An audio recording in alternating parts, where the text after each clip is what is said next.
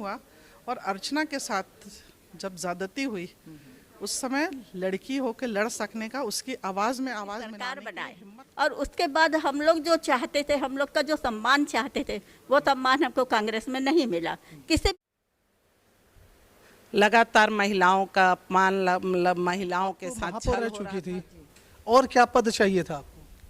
मैं कोई भी पद पाने के लिए किसी भी पार्टी में रही नहीं। अभी लोकसभा चुनाव है और इस दौर में छत्तीसगढ़ में कांग्रेस से बीजेपी में जाने की जो सिलसिला है वो लगातार जारी है। हम आपको कुछ लोगों से रूबरू कराएंगे।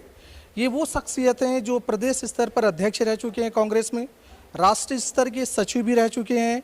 कई लोग ऐसे हैं जो भूतपूर्व महापौर रहे हैं बिलासपुर से, और जिला अध्यक्ष भी रह चुके हैं। इतने अच्छे पद पर रहते हुए कांग्रेस से आखिर क्या कारण है, क्या ऐसी वजह आन पड़ी कि वो बीजेपी में शामिल हो चुके हैं आज, और उन्हीं से हम रूबरू हो रहे हैं। चलिए डायरेक्ट मिलते हैं।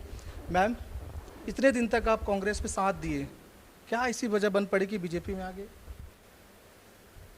लगातार महिलाओं का अपमान, महिलाओं के साथ छल हो रहा था, जिसको देख के मैं कांग्रेस पार्टी छोड़ी और भाजपा में ज्वाइन करने का कारण ही यही था कि मोदी जी और जो अभी हमारी वर्तमान में सरकार है, विष्णुदेव जी की सरकार, जो महिलाओं के लिए जो बातें कर रहे हैं वो पूरा भी कर रहे हैं, जो वादे किए हैं वो पूरा कर रहे हैं। इसको देखते हुए महिला सम्मान, महिलाओं के स्वाभिमान के लिए मैंने बीजेपी का दामन थामा। वो कह रहे हैं 5 साल कांग्रेस की जब सरकार थी तब आपने नहीं छोड़ा, सरकार खत्म हुई आप बीजेपी ज्वाइन कर लिए। मैं तो 2005 से जिला पंचायत में लगातार हूँ। जब 5 में 10 में थी, उस समय 15 साल जब भाजपा की सरकार थी, तब मैंने कांग्रेस नहीं छोड़ा, तो आज अचानक छोड़ी हूँ। तो इसका कारण ये नहीं है कि मैं सरकार नहीं रहने से मैं छोड़ रही हूँ, ऐसी कोई बात ही नहीं है। बिल्कुल बिल्कुल। मैम, आप तो महापौर रह चुकी थी, और क्या पद चाहिए था आपको? मैं कोई भी पद पाने के लिए किसी भी पार्टी में रही नहीं, और मैं ये स्पष्ट करना चाहती हूँ कि किसी भी पद की लालच में यदि होता तो जैसा हम सब का सोचना है कि विपक्ष में थे तो 15 साल थे ना, ये तो अभी 3 महीने हुए। ऐसी क्या वजह है कि हम नहीं चाहते कि उस पार्टी में काम करें, और हम चाहते हैं कि भारतीय जनता पार्टी में आकर अपनी सेवाएं दें। अच्छा, वो ये क्या और चीज़ें आप लोगों के ऊपर आरोप लगा रहे हैं बीजेपी पर कि जो 1 लाख रुपए सालाने देने की बात करते वो हम देंगे, तो जब उनसे पूछा गया कैसे देंगे तो उसने आरोप लगाया बीजेपी पर कि बीजेपी ने अपने चहेते मित्रों का बहुत सारा लोन, लाखों करोड़ों रुपए राइट अप कर दिए, उसी पैसे को हम आम महिलाओं को देंगे। क्या कहेंगे आप? देखिए, जब छत्तीसगढ़ में सरकार थी तो महिला स्वयं सहायता समूह के लोन कर्ज माफी जो करना था वो इस सरकार ने क्यों किया, क्यों नहीं किया? मैं सीधे ये पूछना चाहती हूँ कि तब इनको जब मौका मिला था इन्होंने क्यों नहीं किया? और आज वो दूसरों पर आरोप लगाकर इस बात को कैसे बच सकते हैं कि उनके जो दायित्व थे उनको पूरा करने में वो पिछड़ गए? जनता को जवाब तो उनको देना पड़ेगा, उन महिलाओं को जिनके ऊपर कर्ज लदे, और आज वो परेशान है, वो समूह जिनके काम छिन गए। बीजेपी में ऐसा क्या दिखा आपको जो आप ज्वाइन कर लिए बीजेपी? किसी दूसरे पार्टी क्यों नहीं गए? बीजेपी में हमारे सम्मानीय प्रधानमंत्री मोदी जी के दी हुई इतनी योजनाएं हैं, महिलाओं के लिए इतनी सारे अवसर हैं, उन सभी चीज़ों को देखते हुए हम चाहते हैं कि ये जो राजनीति है ये स्वयं की सेवा के लिए नहीं है। हम महिला हैं, महिलाओं की सेवा करने के लिए आए हैं, इसलिए हमें लगा कि यहाँ पर जो प्लेटफॉर्म है, जो अवसर हैं और जो ईमानदारी है, जो नीयत साफ है, वो हमको यहाँ पर करने मिलेगा, इसलिए हम क्या। बिल्कुल बिल्कुल। मैम, वो आरोप ये भी लगा रहे हैं कि एक कहावत कह रहे हैं, जिस थाली में खाया उसी में छेद कर रहे हैं। ये सीधे सीधे आप लोगों पर असर डाल रही हैं, क्या कहेंगे ऐसी बातों पर? देखिए, हम लोग 30 साल से कांग्रेस में जुड़े हैं। अगर ऐसा होता तो हम लोग, जब भाजपा का 15 साल का शासनकाल था और बहुत अच्छे तरीके से चल रहा था, तभी हम लोग जाके ये कहावत को चरितार्थ कर सकते थे। मगर उस समय तो हम लोग कांग्रेस छोड़ के भाजपा में नहीं आए। जब हम लोग बहुत शौक से काम करके कांग्रेस की सरकार बनाए और उसके बाद हम लोग जो चाहते थे, हम लोग का जो सम्मान चाहते थे, वो सम्मान हमको कांग्रेस में नहीं मिला, किसी भी कार्यकर्ता को नहीं मिला। आप सोच रहे होंगे कि भूपेश बघेल अपने दम पे कांग्रेस को जिता के लाए थे, तो ये गलत है। एक एक कार्यकर्ता के मेहनत से कांग्रेस सरकार आई थी और किसी भी कार्यकर्ता का काम हुआ नहीं और सारे कार्यकर्ता नाराज थे और पूरे प्रदेश के कार्यकर्ता इस समय चुप घर में बैठ गए।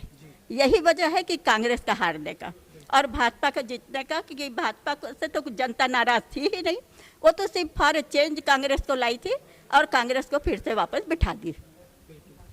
जी मैम, आप तो नारी शक्ति हैं, प्रदेश राष्ट्र स्तर पे सचिव रही हैं, है नहीं? तो उन्होंने क्या आरोप लगाया है? गांधी कहती थी कि लड़कियों लड़ सकती हूँ, कांग्रेस में ऐसी बातें हुई तो आपने बात रखी नहीं, लड़ नहीं पाई क्या? लड़की हूँ, लड़ सकती हूँ, बड़ा नारा दिया गया, हम लोग सब बड़े प्रभावित थे। परंतु देखिए कि जब वो यहाँ राष्ट्रीय अधिवेशन हुआ और अर्चना के साथ जब ज़्यादती हुई, उस समय लड़की हो के लड़ सकने का, उसकी आवाज़ में आवाज़ मिलाने के लिए हिम्मत करना था, चाहे वो निसचिव हो चाहे कोई हो, लेकिन वहाँ पे सामने आवाज़ नहीं आई। कई ऐसी घटनाएं हो रही हैं जो अपने जिसमें उनका इंटरेस्ट होता है, व्यक्तिगत इंटरेस्ट, वहाँ पे इंटरेस्ट लेते हैं, वहाँ पे कूदते हैं, काम पे कूदते हैं। पर जहाँ पे जनता की आवाज़ होती है, जहाँ महिलाओं की आवाज़ होती है, जो सचमुच उठती है, जो डाउन टू अर्थ लोग हैं, वो जब चिल्लाते हैं, उनकी आवाज़ बनना चाहिए। तब लड़की हूँ, लड़ सकती हूँ चरितार्थ होता। परंतु अर्चना गौतम चिल्लाती रही, कहाँ गई उस समय आवाज़? उसके लिए भी लड़ना था।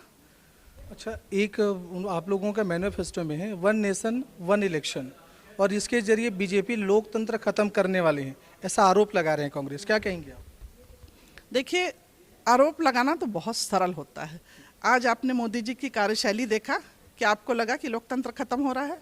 उन्होंने हर वर्ग की महिलाओं के लिए काम किया, हर वर्ग के लिए काम किया। आज 3 तलाक का जो नियम है, मुस्लिम महिलाओं के लिए भी आया है। ऐसी बात नहीं है कि किसी को नहीं पूछा जा रहा है। आज जो महिलाओं के लिए योजनाएं आ रही हैं, आप उसका अध्ययन करेंगे तो राष्ट्रपति से लेके ज़मीनी स्तर की महिलाएं, जिस तरह उनकी आर्थिक, सामाजिक और राजनीतिक रूप से सशक्तिकरण किया जा रहा है। आर्थिक सशक्तिकरण पैसे से मजबूत किया जा रहा है, योजनाओं से मजबूत किया जा रहा है। स्वास्थ्य, सामाजिक में स्वास्थ्य देखा जा रहा है। शिक्षा महिलाओं के लिए, लड़कियों के लिए फ्री कर दी गई, कॉलेज तक के लिए। तो ये मैं नहीं समझती कि लोकतंत्र का ढांचा इससे कहीं कोई हिल रहा है। इससे तो सशक्तिकरण हो रहा है। और महिलाओं की यदि 50% आवाज़ मिल रही है, सशक्तिकरण किया जा रहा है, तो इसमें लोकतंत्र तो मजबूत होगा ना। लोकतंत्र कहाँ हिलेगा? मैं नहीं समझती। ये सब चुनावी बातें और लोगों को भड़काने की बातें हैं। ये जो इनका ट्रैक चला आ रहा है अपराधों का और छलने का ट्रैक जो चला आ रहा है, लंबी फहरिस्त है। देखिए कि जो भी पैसा सरकार का आया 5 साल में, भले महिलाओं का आया, आपने स्व सहायता समूह के 2000 करोड़ का घोटाला किया। मतलब जिन महिलाओं की आप बात कर रहे हो, जिन महिलाओं की आप बड़ी बड़ी गवाही दे रहे हो कि महिला शक्ति और स्व सहायता समूह के माध्यम से उनका आपने हक छीन लिया, रेडी टू ईट उठा के दे दिया चंद्र लोगों को। तो एक तरफ चंद्र लोग हैं आपके जो चहेते हैं, जो उनका काम है, उनका रैकेट है, और एक तरफ पूरी महिला शक्ति है।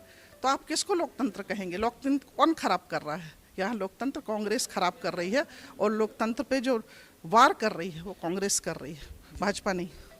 तो आप देख रहे हैं ये सारे लोग हैं, सारी महिलाएं, नारी शक्ति हैं।